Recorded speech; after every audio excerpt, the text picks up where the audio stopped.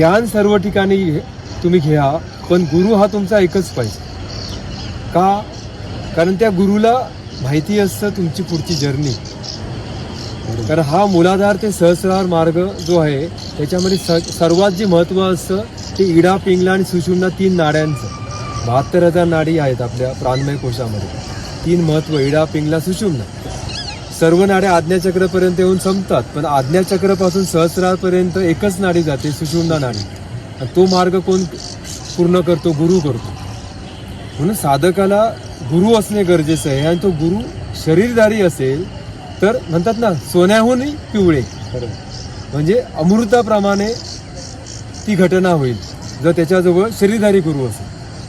पण तो त्याची साधकाची, त्याच्या शिक्षाची जर्नी पाहत असतो. जसं आई वडील लहान मुलाला चालताना पाहत असतात. छोटं लहान बाळ ज्यावेळी चालायला शिकतं, पडत असतं, उठत असतं, आई वडिलांच्या मनात इच्छा असते की तो चालावा पुढे आणि त्याच्या पायावरती उभा राहावा.